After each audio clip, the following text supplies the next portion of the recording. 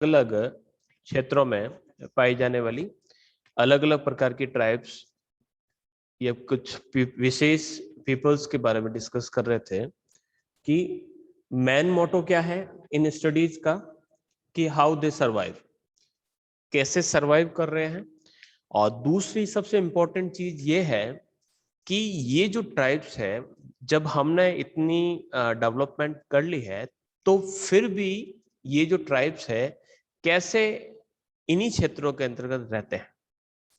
तो जैसे कि आपको चित्र नजर आ रहा है, तो इस प्रकार से ये भी जो पीपल्स है, इनका जो मेन वर्क है वह है पशुओं को चराना। अब जैसे कि मैंने कहा था कि जिस रीजन में वो रहते हैं, जिस क्लाइमेट में वो रहते हैं, उसके बिहाफ पे हम ये तय कर सकते हैं कि उनका ऑक्यूपेशंस क्या रहेगा, वह कौन सी एक्टिविटीज को करेंगे।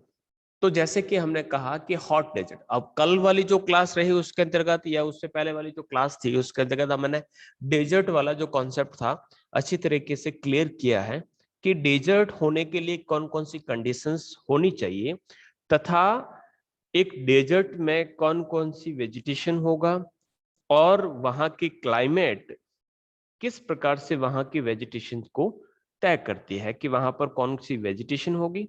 और वेजिटेशन पर डिपेंड रहते हैं एनिमल्स और उसी पर डिपेंड रहता है ह्यूमन। तो ह्यूमन की जो एक्टिविटीज है वो डिपेंड करती है कि वो किस क्लाइमेट रीजन के अंतर्गत किस रिलीफ फीचर पर रहता है। रिलीफ फीचर का अर्थ होता है कि वो माउंटेन्स में रह रहा है, प्लेट्यूज पर रह रहे हैं, प्लेन्स में रह रहा है, या किसी डेजर्ट में रह रहा है। तो डेजर्ट में रह रहा है तो हमें यहाँ पर कुछ चीजें देखने को मिलेगी। एक्टिविटी की बात करें तो हम सबसे पहले बात करते हैं, व्हाइट बोर्ड ले लेते हैं, कि अगर हम इनकी एक्टिविटीज की बात करें तो सबसे पहले हम जाते हैं एग्रीकल्चर। क्या पॉसिबल है? तो हम कहेंगे नहीं, एग्रीकल्चर पॉसिबल नहीं है। क्यों पॉसिबल नहीं है? तो यहाँ पर रेनफॉल नहीं होता है। रेनफॉल नहीं होता है इसका मतलब हो गया कि यहाँ पर आपको वेजिटेशन नहीं देखने को मिलेगा, यानी यहाँ पर आपको वनस्पति नहीं मिलेगी। क्यों नहीं मिलेगी? क्योंकि यहाँ पर वर्षा नहीं हो रही है, तो यहाँ पर एग्रीकल्चर वर्क नहीं किया जा सकता है। दूसरी अगर एक्टिविटी की अगर बात करें, क्या ये गैदरिंग करेंगे? गैदरिंग का अर्थ होता है एकत्रीकरण। एकत्रीकरण मुख्य रूप से वनों के अंतर्गत होता है। वन यहाँ नहीं पाए जाते हैं, इसका मतलब गैदरिंग वर्क नहीं होगा। फिर हम बात करते हैं लाइव स्टॉक। क्या ये पशु पालन कार्य कर सकते हैं? तो यस, कर सकते हैं, लेकिन पशुपालन करने के लिए इनको क्या चाहिए? इनको चाहिए ग्रासलैंड। अब ग्रासलैंड यहां पर मिलेगा तो हम कहेंगे नहीं। तो कहाँ रहते हैं? तो हम कहेंगे कि ये डेजर्ट में रहते हैं। तो डेजर्ट में ग्रासलैंड हाँ कहीं कहीं पर मिल सकते हैं जहां पर ओएसिस होते हैं। ओएसिस का अर्थ होता है मरुद्यान। मरुस्थलों के बीच में भी कुछ ऐसे स्थान हमें मिलते हैं जहां पर ओएसिस पाए जाते हैं। तो जहां कहीं पर भी वाटर की फैसिलिटी होगी वहां पर पशुपालन का कार्य थोड़े तौर पर किया जा सकता है। फिर हम बात करते हैं क्या वह स्थायी रूप से किसी स्थान पर रहेंगे? तो हम कहेंगे नहीं, क्योंकि ये किस पर डिपेंडेंट है? ये लाइवस्टॉक या हेडिंग वर्क से जुड़े हुए। तो ये जब नोमेडिक्स है तो नोमेडिक, या हम कह सकते हैं कि ये घुमंतु है। घुमंतु क्यों है? क्योंकि जहां जहां पर घास है, जहां जहां पर मिलेगी घास, वहां वहां पर ये रहेंगे, इसलिए घुमंतु है। घुमंतु होने के कारण ये अपने मकान स्थायी नहीं बनाएंगे। तो ये कुछ चीजें यहाँ पर निकलकर ऐसे ही सामने आ जाती। फिर हम बात करते हैं कि हम भोजन की बात करते हैं। भोजन क्या खाएंगे? क्या वह अनाज खाएंगे? तो वेजिटेशन नहीं होता है तो अनाज कहाँ से लाएंगे? प्रॉब्लम है। तो क्या खाएंगे? तो हम कहेंगे कि ये दूध या दूध से बने हुए जो उत्पाद है या जो प्रोडक्ट्स है उसका मोस्टली सबसे ज्यादा यूज इसका करेंगे। फिर हम उसकी बात करते हैं कि ये किस प्रकार की क्लॉथिंग होगी। क्लॉथिंग की बात करते हैं तो क्लॉथिंग हम क्यों पहनते हैं? क्लॉथिंग या हमारे जो वस्त्र होते हैं वह डिपेंड करते हैं हमारे मौसम पर, या बड़े स्तर पर कहें तो हम कहेंगे जलवायु। अब किस जलवायु के अंतर्गत रहता है? हमने कहा कि ये हॉट क्लाइमेट के अंदर रहता है। हॉट क्लाइमेट के अंतर्गत कहें वर्षा नहीं होती है। क्या आंधी आती है? आंधी यहाँ पर आएगी। आंधी से बचाव चाहिए। आंधी से बचाव करने के लिए हम क्या करेंगे? हमें स्कार्फ की आवश्यकता रहेगी। स्कार्फ या फिर हमें चश्मों की आवश्यकता रहेगी। हमारे बालों को ढकने के लिए हमें स्कार्फ की आवश्यकता रहेगी। ढीले ढाले वस्त्र पहनने की आवश्यकता रहेगी। फिर अगर हम बात करते हैं गर्मी, गर्मी की कैसी है? तेज। गर्मी तेज है तो वस्त्रों का जो रंग किस प्रकार का रहेगा? वह सफेद रहेगा। तो हमने भोजन का पता लगा दिया, वस्त्र का पता लगा दिया, उसकी जो इकोनॉमिक एक्टिविटी है उसके बारे में पता लगा दिया। That's it, complete. अब उसके बाद उसके जो सामाजिक रीति रिवाज है, उसका जो सोशल स्ट्रक्चर है, ये कॉन्सेप्ट थोड़े से हर ट्राइब्स में आपको अलग देखने को मिलता है। तो मेरा यहाँ पर कहने का उद्देश्य ये है कि हम जिस रीजन के ट्राइब्स के बारे में डिस्कस कर रहे होते हैं, उसके रीजन के बारे में अगर हमें पता है तो हम कई चीजें वहां पर देखने को मिल सकते हैं। अब हमने कहा कि रेगिस्तान, अब रेगिस्तान के अंतर्गत हम कहेंगे पशु पालते हैं, तो क्या गाय पाल सकते हैं? तो हम कहेंगे नहीं, गाय नहीं पाल सकते, क्योंकि उनको खाने के लिए भैंस नहीं पाल सकते। तो इनके सामने क्या है? तो इनके सामने हम कहेंगे कि ये बकरियों को पालते हैं। रेगिस्तान में रहते हैं तो ऊंट, रेगिस्तान का जहाज उनके पास चाहिए। इनके सामानों को ढोने के लिए उनको गधे की आवश्यकता है। तो गधे होंगे, ऊंट होंगे और बकरियां होंगी। ये इनके पशु हैं और यही पशु इनकी संपत्ति है। फिर नोमैडिक लाइफ है तो आप देखेंगे पूरा का पूरा सामान ऊंट पर लाद दिया गया है और इस प्रकार से वह ऋतु प्रवास करते हुए, या इस पर ऋतु प्रवास का यूं कह रहा हूं जैसे कि राजस्थान में जो देवासी लोग जो होते हैं, देवासी समुदाय, आपने नाम सुना होगा, वो मालवा जाते हैं। मालवा इट मींस वो एमपी जाते हैं। एमपी क्यों जाते हैं? क्योंकि वहां पर जब गर्मियों के समय राजस्थान के अंदर बारिश नहीं होती है तो एमपी काफी हरे भरे रहते हैं, तो वहां पर हरे भरे होने के कारण वो मालवा चले जाते हैं। अब जैसे कि बारिश राजस्थान के अंदर हो रही है तो आप देखेंगे कि कई ऐसे ऊंट पालक आपको सड़कों पर नजर आएंगे जो अपने ऊंटों को या अपने बकरियों को लेकर वापस राजस्थान में आ रहे हैं, क्योंकि राजस्थान में यहाँ पर बारिश होगी, बारिश होगी तो घास मिलेगी, घास मिलेगी तो यहीं पर सरवाइव कर लेंगे। तो ये चीजें उनको नोमैडिक या एक स्थान घुमंतु होने के लिए प्रभावित करती है। चलिए, काफी ज्यादा मैंने लगभग सारी चीजें जो इसके अंतर्गत हम पढ़ने वाले हैं हम डिस्कस कर चुके हैं। अब बात करते हैं बेसिकली इसके बारे में। अरब लोग कैसे दिखते हैं? तो हम कहते हैं कि ऐसे दिखते हैं। सिर्फ सफेद कलर के वस्त्र, ऊपर देखिए गई ये रिंग पहनी हुई है जो इस कपड़े को उड़ने नहीं देती है। स्कार्फ पहनते हैं क्योंकि यहाँ पर आंधी ज्यादा चलती है, धूल भरी आंधी से अपने बचाने के लिए। तो ये आंधी से बचने के लिए स्कार्फ इनके जीवन का एक हिस्सा हो गया। ठीक है, इस प्रकार का पहनावा उनका होता है। और परिचय की बात करें तो बद्दू आदिवासी होते हैं। शुष्क यानी ड्राई एंड हॉट डेजर्ट के अंतर्गत घुमक्कड़ यानी नोमैडिक हाइडिंग वाले लोग हैं। कहां रहते हैं? ड्राई एंड हॉट डेजर्ट में। घुमक्कड़ घूमते रहते हैं। काम क्या करते हैं? हाइडिंग का वर्क करते हैं, पशुओं को पालते हैं, पशुओं को चराते हैं, लाइफ स्टॉक का वर्क करते हैं। तो ये सब जो चीजें हैं, उनकी जो लाइफस्टाइल है और उनके जो ऑक्यूपेशंस है, उनके विश्वासों पर आधारित हमें इसे मान सकते हैं। ये किस धर्म के अनुयायी है? तो इस्लाम धर्म के अनुयायी होते हैं। और प्रजाति की बात करें तो अरब प्रजाति के रूप में जाना जाता है। अरब प्रजाति वैसे अलग कोई विशेष प्रकार ही नहीं है, कई प्रजातियों का हम मिक्सअप इसे मान सकते हैं। कद की बात करें तो काफी लंबे होते हैं, शरीर काफी मजबूत होता है, नाक तीखी और रंग जो होता है फेर होता है, साफ होता है। काफी साहसी होते हैं, निडर होते हैं और प्रकृतिवादी होते हैं। यानी प्रकृतिवादी का अर्थ होता है ये ईश्वर में विश्वास करते हैं, प्रकृति में विश्वास करते हैं कि प्रकृति का नियंत्रण मनुष्य पर रहता है। यही कारण है कि नमाज की अदायगी हो या मुस्लिम धर्म के जितने भी जो नियमों का पालन हो, बड़ी अटूट विश्वास के साथ ये करते हैं। तो ये कुछ सामान्य विशेषताएं हमने पढ़ी। नेक्स्ट हम बढ़ते हैं और वहीं एक तरफ प्रकृतिवादी है, दूसरी तरफ शत्रु व आक्रामक तौर पर क्रूर, बर्बर और धूर्त होते हैं। इराक, ईरान या जितने भी जो सोमालिया वगैरह जो क्षेत्र है, अरब की क्षेत्र है, उनके बारे में हमेशा हमारा रहता है। जैसे हम बात करते हैं कि छोटे-छोटे जुर्म पर वहां पर मौत की सजा दे दी जाती है। तो ये इजराइल हो, चाहे इराक, ईरान हो, फिलिस्तीन हो, तो यहाँ पर इस प्रकार के वस्तु के क्रूर होते हैं। क्रूर के बारे में यानी बहुत ज्यादा खतरनाक होते हैं। तो उसके पीछे कारण क्या है कि हमेशा इन्होंने अपने जीवन में क्या देखा है? संघर्ष।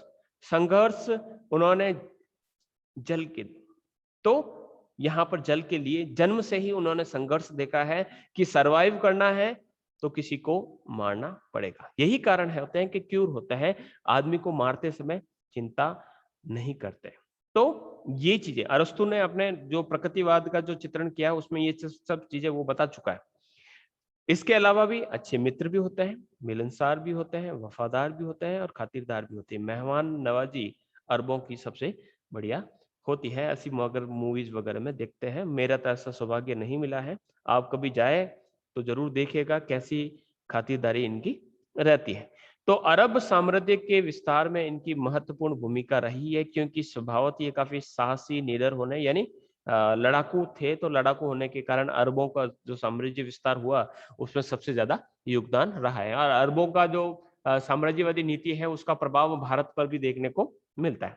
बद्दू की बात करें तो अरबी वर्ड है, जिसको भी आती है वो इसे पढ़े। बदुइन कहा जाता है, बडाउइन्स, यानी एक अरब मानव जाति है जो पारंपरिक रूप पे खानाबदोश यानी नोमैडिक लाइफ को जीते हैं और अशायर नाम के कबीलों में ये बटे हुए हैं। अधिकतर जॉर्डन, इराक, अरब पेनिसुल जो रीजन है, नॉर्थ अफ्रीका जो सहारा का जो डेजर्ट है, वहां पर ये देखने को मिलते हैं। अरबी भाषा में दो प्रकार के रेगिस्तान होते हैं। रेगिस्तान की बात करता है, एक तो होता है सेमी ड्राइड और एक होता है ड्राइड। ठीक है, जो सेमी ड्राइड जो है उनको यहाँ पर बादिया कहते हैं, बादिया। और जहां पर पूर्ण रेगिस्तान होता है तो उसे सहरा कहा जाता है। देखिए अगर सहरा से बना है, सहारा, सहारा डेजर्ट जो है इसी प्रकार से, यानी पूर्ण रेगिस्तान। इसके लिए भूगोल में जो शब्द यूज लिए जाते हैं, नाम देखिएगा, एक अर्ग होता है, एक होता है हमादा। ये जरूर आप देखिएगा कि मरुस्थल के कितने प्रकार होते हैं। तो जो बदिया में रहते हैं उनको कहा जाता है बदुवी, और शायद हम कह सकते हैं कि जो बद्दू शब्द है वो इसी से निकल आया। यानी जो बदियार सेमी ड्राइड रीजन के अंतर्गत निवास करते हैं, सेमी ड्राइड जो रीजन के अंतर्गत निवास करने वाली जो जनजाति है, उसे हम बद्दू या बडाउइन्स के नाम से जानते हैं। तो ये नाम कहां से पड़ा उसके बारे में हमने यहाँ पर देखा। अब इस क्षेत्र की बात करते हैं कि यहाँ पर जो मनुष्य, यहाँ पर देखिएगा ये है Arabia, Saudi Arabia, Saudi Arabia. और सऊदी अरेबिया में यहाँ पर है ओमान, यहाँ पर है यमन, और ये है आपका लाल सागर। यहाँ पर है जेद्दा, जेद्दा के अंतर्गत मक्का, और मक्का के आसपास आप देखेंगे यहाँ पर आपको मदीना भी देखने को मिला। मक्का और मदीना यहाँ पर है। यहाँ पर सहारा का डेजर्ट शुरू हो जाता है यहाँ पर, और यहाँ पर आप देख पा रहे होंगे ऊपर की तरफ, यहाँ पर है स्वेज कैनाल। स्वेज कैनाल यानी यहाँ पर आपका भूमध्य सागर जो है वो यहाँ पर है। यहाँ पर गाजा पट्टी है, और ये आपके जॉर्डन वगैरह जो क्षेत्र है। तो यहाँ पर आप हमेशा से ये जो युद्ध वगैरह होते हैं इजराइल का, जो यहाँ पर काफी ज्यादा बाउंड्रीज आपको देखने को मिलती है। हम बात करते हैं इस मरुस्थल की बात, ये है नेजद का मरुस्थल, और ये है रब अल खाली का मरुस्थल। जहां पर ये रियाद जो सऊदी अरब की राजधानी है यहाँ पर। तो ये जो मरुस्थल है, ये मरुस्थल और ये मरुस्थल, इस मरुस्थलों के अंतर्गत ये जो जनजाति है वो निवास करती है। ठीक है, यहाँ पर ये पर्शिया की खाड़ी या इसे फारस की खाड़ी कहा जाता है, हिंदी में कहा जाता है फारस की खाड़ी या गल्फ ऑफ पर्शिया जो है यहाँ पर। गल्फ ऑफ पर्शिया के ठीक ऊपर की तरफ यहाँ पर आप देखेंगे ये है दुबई। दुबई के आगे आप देख सकते हैं कि ये जो मरुस्थलीय क्षेत्र है जहां पर ये अरब सऊदी अरब है, वहां पर ये जनजाति निवास करती है। यहाँ साइड में आपके पास ये पूरा का पूरा एरिया यहाँ पर क्षेत्रफल लिख रखा है। अब हम बात करते हैं इस क्षेत्र की बात जहां पर ये लोग रहते हैं। तो ये जो लोग हैं कहां पर निवास करते हैं, तो यहाँ पर आप देखेंगे द बदावीन्स। बदावीन्स का जो स्कैटर्ड जो डिस्ट्रीब्यूशन है, स्कैटर्ड डिस्ट्रीब्यूशन का अर्थ होता है कि कहां कहां पर ये फैले हुए हैं। तो ये मॉरिटानिया, अल्जीरिया, लीबिया, इजिप्ट जिसे मिस्र कहा जाता है, सऊदी अरेबिया, इराक, ये जो पूरा पूरा जो क्षेत्र है यहाँ पर ये पूरी जनजाति फैली हुई है। और यमन और अदन, ओमान, नजद का जो प्लेट्यू है वहां पर ये जनजाति रहती है। तो परंपरागत यानी बेसिकली ये जो रीजन है वह सेंट्रल नॉर्थ अरब का वह क्षेत्र जो मध्य यानी सेंट्रल सऊदी अरेबिया से लेकर western Iraq, southern Syria, Jordan, Israel के मगेब मरु क्षेत्र तक फैला है। मगेब मरुस्थल का क्षेत्र, ये हम इस क्षेत्र की बात कर रहे हैं। ये यहाँ से लगाकर ये मेन क्षेत्र है यहाँ पर। यहाँ से स्कैटर्ड हुए, स्कैटर्ड यानी यहाँ से उनको धकेल दिया गया और ये धकेल कर अब इन सहारा डेजर्ट के अंदर भी चला। मेन रीजन जो है परंपरागत का अर्थ होता है जो बेसिकली रीजन कौन सा है, सऊदी अरेबिया, लेकिन यहाँ से स्कैटर्ड हो चुके हैं कहीं दूसरी जगहों पर देखने को मिलता है। तो सेंट्रल सीरिया से जॉर्डन, इराक, सऊदी अरेबिया का नदन पोर्शन तक ये रुवाला श्रेणी फैली है।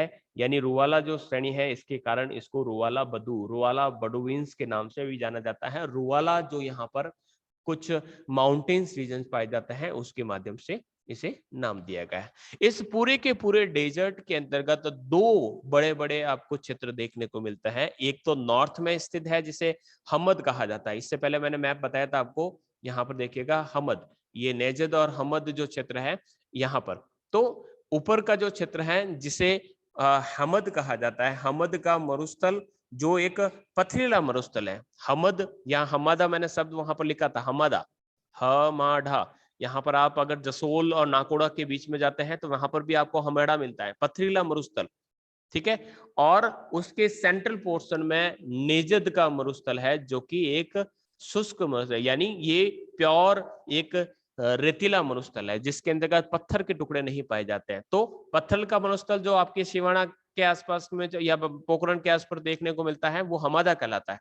और रेतीला मरुस्थल जो समराथल यानी आप पाएंगे जैसलमेर के अंतर्गत, तो वहां पर केवल रेत ही रेत। तो इस प्रकार के जो पथरीले क्षेत्र और पूर्ण रूप से जो सैंडी डेजर्ट है वहां पर ये लोग रहते हैं।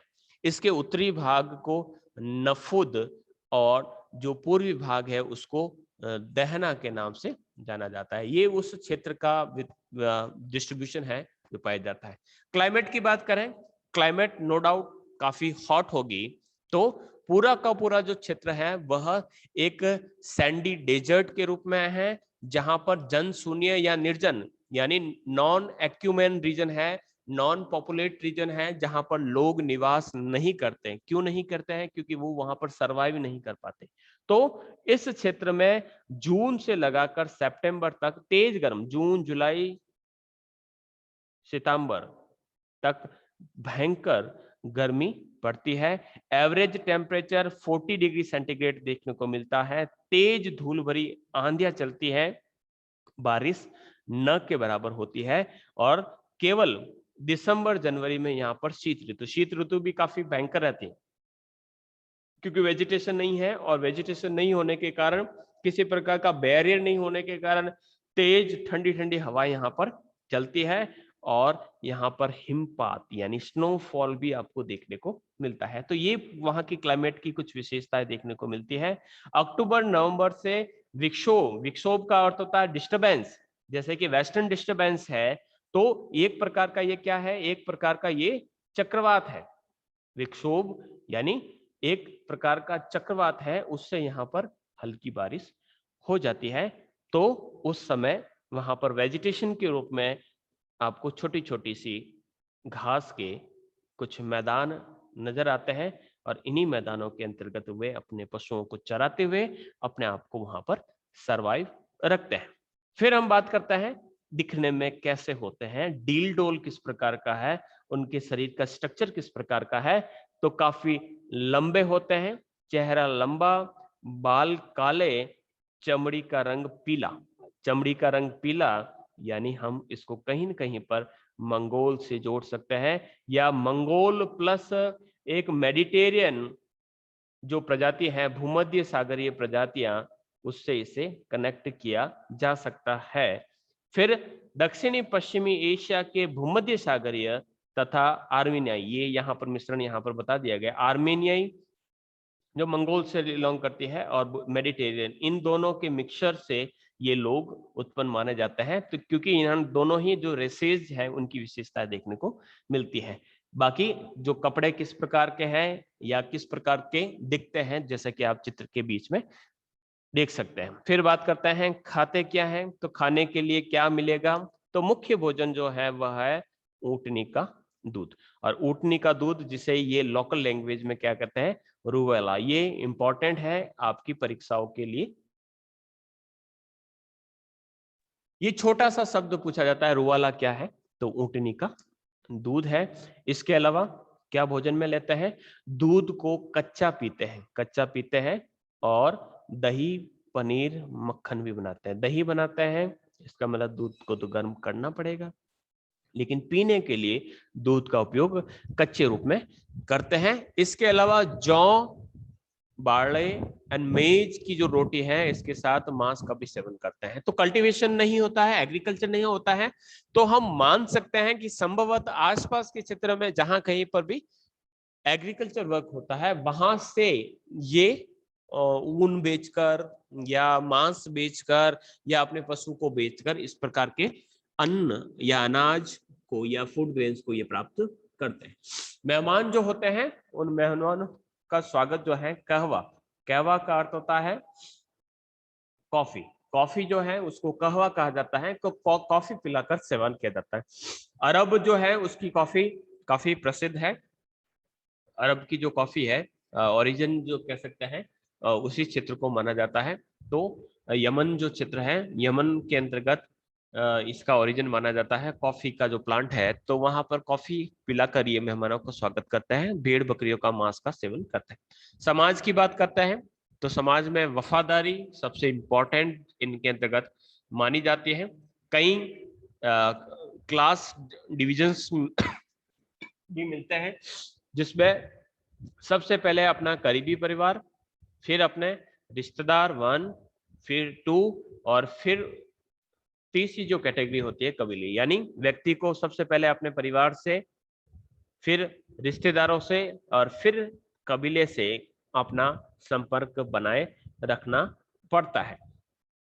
बद्दू में कहावत है, मैं अपने भाइयों के विरुद्ध, मैं अपने भाइयों के विरुद्ध, मैं और मेरे भाई अपने रिश्तेदारों के विरुद्ध, मैं और मेरे रिश्तेदार जो है वह कबीले के विरुद्ध, और मैं और मेरा कबीला अजनबियों के विरुद्ध हमेशा खड़े रहते हैं।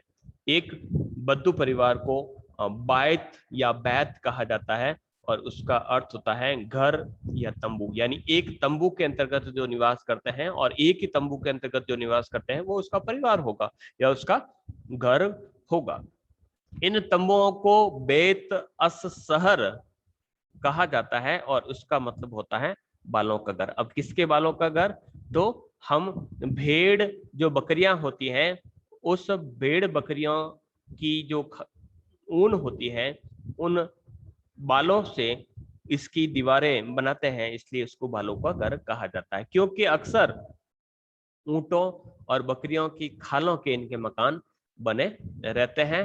एक जो फैमिली है उसके मदर फादर और उसके जो चिल्ड्रंस होते हैं उसके साथ साथ रहते हैं। और जो बेत, बेत का अर्थ होता है उसका परिवार, परिवार जो है साथ साथ एक जगह से दूसरे स्थान पर जाता है।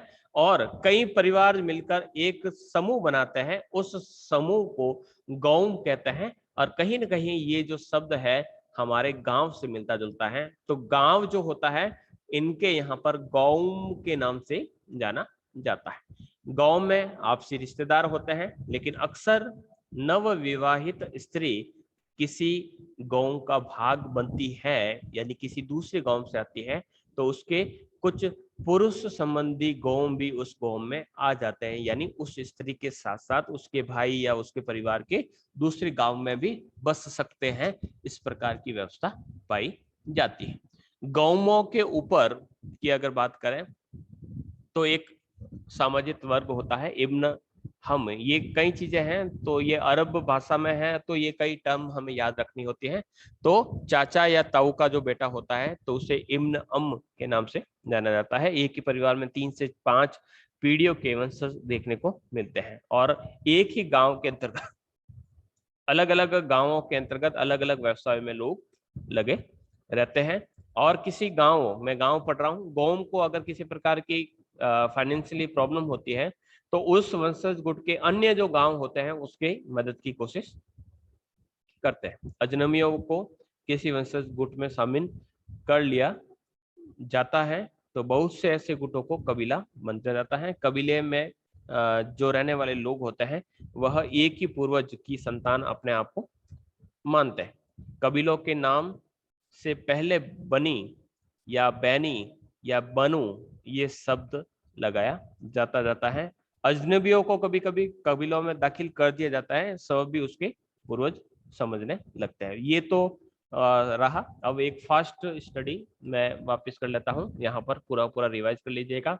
सबसे इंपॉर्टेंट, ये हॉट डेजर्ट में रहता है, घुमंतु पशुपालक होते हैं, फिर ये इस्लाम धर्म के अनुयायी होते हैं, फिर काफी बलिष्ठ, ये हमने इसका वर्णन कर दिया, क्रूर भी होते हैं, बर्बर भी होते हैं, यानी मारने काटने में किसी प्रकार का संकोच नहीं करते हैं, फिर भी मिलनसार, वफादार और खातिरदार होते हैं। क्षेत्र की बात करें तो सऊदी अरब के क्षेत्र के अंतर्गत जॉर्डन, इराक, सीरिया जो है वहां पर ये पाया जाता है। यहाँ पर 2 बड़े क्षेत्र जिसको हमने कहा कि एक उत्तर स्तरीय जिसे हमद, हमद का अर्थ होता है पथरीला मरुस्थल, और आंतरिक भाग में जो नेरद का रेतीला मरुस्थल है, यानी जो सैंडी डेजर्ट है, उसमें रहते हैं। इसके अलावा नफूद और दहना, ये जो है इस रेतीले भाग के बाद, यानी अगर हम कहें कि ये एक NEJD नेजद है, तो नेजद में 2 भाग कर दिए। तो उत्तरी भाग जो है उसको तो हम कहेंगे नफूद, और इसका जो पूर्वी भाग है उसको कहा जाता है दहन। ये अलग अलग वहां के लोकल नाम है। हमद जो क्षेत्र है ज्वालामुखी लावा के पठार है, पथरीला क्षेत्र है, जो सैंड ड्यून्स हैं काफी कम पाए जाते हैं, स्प्रिंग्स पाए जाते हैं, यानी जमीन के अंदर से अपना पानी वहां पर निकल जाता है। कहीं कहीं पर वाटर होल्स यहाँ पर पाए जाते हैं, और उसके आसपास क्योंकि बारिश तो नहीं होती है तो जो मोस्ट ऑफ वाटर आता है वो जमीन के अंदर से अपना आप निकलता है, तो वहां पर ओएसिस मिलते हैं। और ओएसिस के आसपास के क्षेत्र में कुछ स्टेपी घास या मरुस्थलीय जो झाड़ियां हैं मिल जाती हैं, जहां पर ये पशुओं या भेड़ बकरियों या ऊँटों को चराते हैं। घास के मैदान नहीं मिलते हैं, पानी का अभाव रहता है। अरेबियन पाइपलाइन ने यहाँ पर पानी की जो है व्यवस्था यहाँ पर की है। इसके अलावा टेम्परेचर काफी अधिक रहता है, रातें ठंडी रहती हैं, तेज हवाएं सिमुन नाम की यहाँ पर चलती है। कारवा, इनके जो गुट होते हैं उनको कारवा कहते हैं, जो ऊँटों के साथ ये चलते रहते हैं। बारिश बहुत कम होती है, अधिकांश वर्षा बारिश के अंतर्गत होती है। घास और झाड़ियां तेजी से उगती है, घास जो होती है उसी पर या खजूर के जो वृक्ष होते हैं उस पर आधारित ये खानाबदोश जीवन व्यतीत करते हैं। इसके अलावा नोमैडिक हेडिंग का वर्क करता है, पानी की खोज में ये इस प्रकार से फिरते रहते हैं। लेकिन टिड्डियों का आक्रमण, टिड्डिया यानी जो लॉकस्ट है उसका यहाँ पर आक्रमण रहता है, तो इसके कारण जितनी भी वनस्पतियां यहाँ पर रहती है, यानी ओरिजिन टिड्डियों का वहीं से होता है, तो वनस्पतियां यहाँ पर समाप्त हो जाती है, तो पशुओं के लिए यहाँ पर चारे की कमी हो जाती है। तो आर्थिक तंत्र जो है वो पूरा का पूरा, यानी जो इकोनॉमी है वो इन पशुओं पर निर्भर है। ऊंट, बकरियां, घोड़ ये पाले जाते हैं। इसके अलावा कृषि के कार्य भी करते हैं। तो इस प्रकार से दो यहाँ पर वर्ग पाए जाते हैं। जो उच्च वर्ग होता है वह ऊंट पालते हैं और जो निम्न वर्ग के होते हैं वो भेड़ बकरियां पालते हैं। ये इस प्रकार का एक क्लासिफिकेशन भी देखने को मिलता है।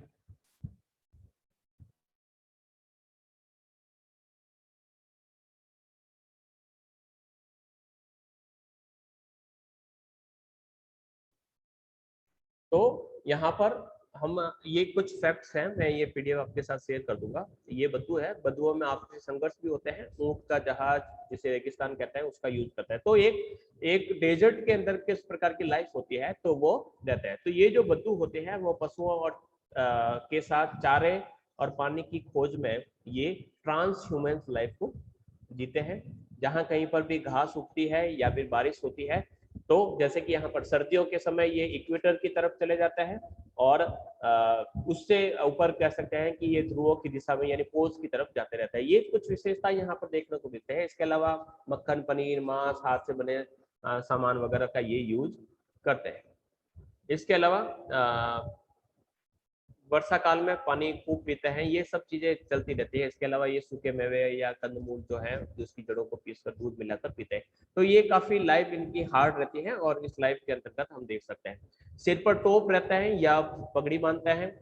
पुरुष चौगे पहनते हैं जिसको हमने क्रॉस के रूप में बुशमैन के रूप में पढ़ा था कि बुशमैन की जो लेडीज है उसको क्रॉस के रूप में देखते हैं। ठीक है, और इसी में अस्त्र शस्त्र रखते हैं और जैसे जैसे मौसम बदलता है उसके अनुरूप इस प्रकार के जो वस्त्र होते हैं वो फेवरेबल रहता है, कोई फर्क नहीं पड़ता है। इसके अलावा कई चीजें हैं।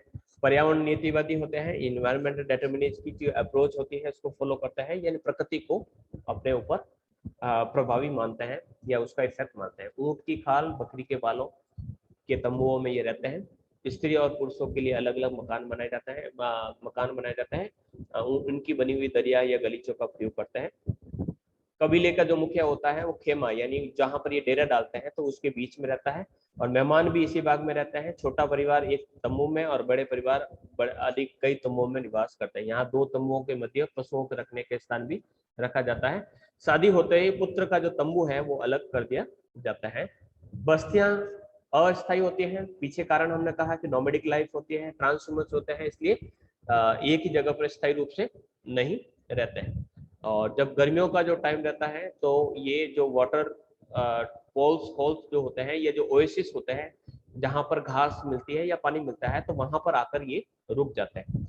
सर्दियों में इनका जो खेमा है यानी इनका जो डेरा है वह काफी बड़े क्षेत्र पर देखने को मिलता है, क्योंकि बारिश होती है तो काफी जल और घास मिल जाती है, इसलिए काफी ज्यादा फैल फैल कर ये रहते हैं। इसके अलावा नोमैडिक लाइफ होने के कारण बहुत कम सामान होता है और जो उपयोगी उपयोगी जो सामान होता है जैसे कि दरी, कंबल, गलीचा, बर्छे, तलवारें, भाले, बंदूक, ये सब चीजें अस्त्र शस्त्र के रूप में रखते हैं। इसके अलावा चमड़े का थैला और कुछ डोरियां अपने पास रखते हैं। गहरे पानी से निकालने के लिए, पानी निकालने के लिए ये ऊंटों का प्रयोग करते हैं और रस्सी का भी अपने साथ प्रयोग करते हैं। खच्चर और ऊंटों का प्रयोग सामान ढोने के लिए करते हैं।